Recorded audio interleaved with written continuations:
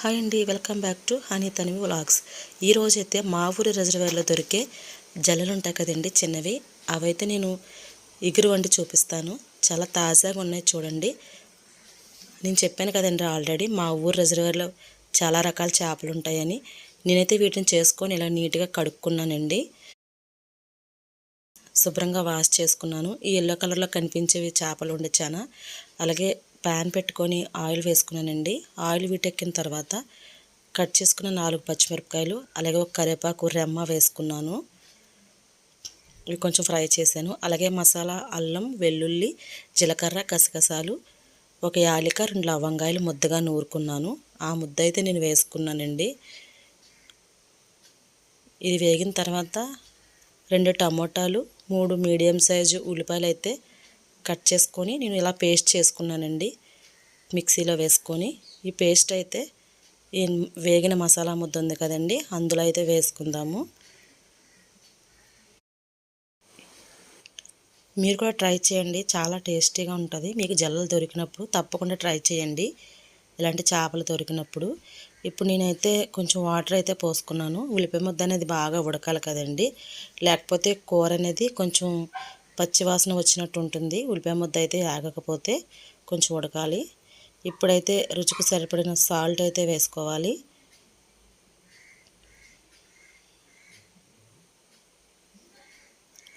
అలాగే ధనియాల పౌడర్ అయితే ఒక చిన్న స్పూన్తో ధనియాల పౌడర్ వేసుకోవాలి. అలాగే కొంచెం పసుపు కూడా వేసుకుందామండి. ఒక చిటికెడు పసుపు వేసుకున్నాను. మూత పెట్టుకుందామండి. కలపకుండా అలా మూత పెట్టుకొని ఉంచుకుందాం. మూత తీసుకొని చూద్దామండి. 10 మినిట్స్ తర్వాత మసాలా అయితే బాగా కుక్ అయిందండి. కలుపుకుందామండి. ఒకసారి కలుపుకొని మొత్తం అంతా, ఇందాక సాల్ట్ అనేది వేసాం కదా, ధనియాల పొడి, పసుపు, అదంతా బాగా కలుపుకుందాము.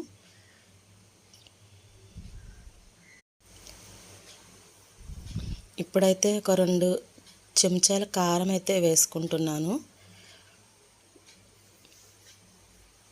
చేపల కూరలోకి కొంచెం కారం ఎక్కువ ఉంటేనే బాగుంటుందండి. నా ఛానల్ అయితే సపోర్ట్ చేయండి, ప్లీజ్ సబ్స్క్రైబ్ చేసుకోండి, లైక్ చేయండి. అలాగే కొంచెం మెంతాకు అయితే వేసుకున్నాను నేను. మూత పెట్టుకుందామండి కలుపుకోకుండా. మరొకసారి మూత తీసుకొని చూసుకుందాం. మసాలా అంతా బాగా వేగింది. ఇప్పుడైతే కలుపుకుందామండి. మసాలా అంతా అలా కలుపుకోవాలి.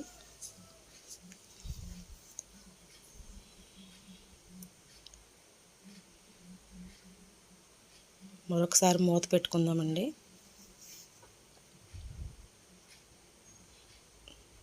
ఇదైతే ఆల్మోస్ట్ అయితే కుక్ అయిపోయింది. ఇప్పుడైతే మనం ఇందాక చేపలనే చేసుకొని కడుక్కొని పక్కన పెట్టుకున్నాం కదండి, ఈసారి అయితే చేపలు అయితే వేసుకుందాము.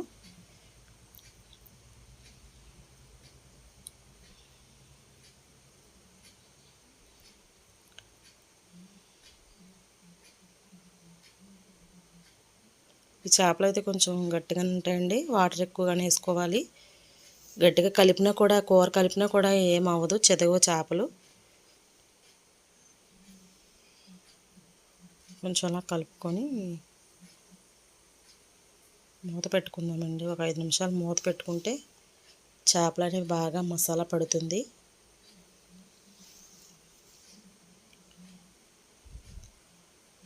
ఇవైతే బాగా చేపలు అయితే మసాలా పట్టేసిందండి. ఇప్పుడైతే వాటర్ అనేది వేసుకుందాం.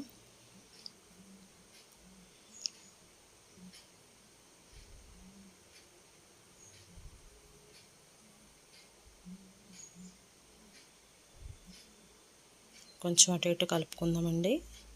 చేపలు అనేవి కిందవి ఇలా మీదకి తీసుకుందాము. ఇప్పుడైతే మూత పెట్టుకుందాము. కూర అయితే రెడీ అయిపోయిందండి.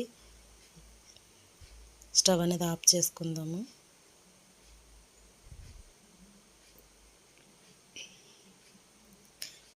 అలాగే మీరు కూడా తప్పక ట్రై చేయండి, లైక్ చేయడం మర్చిపోకండి.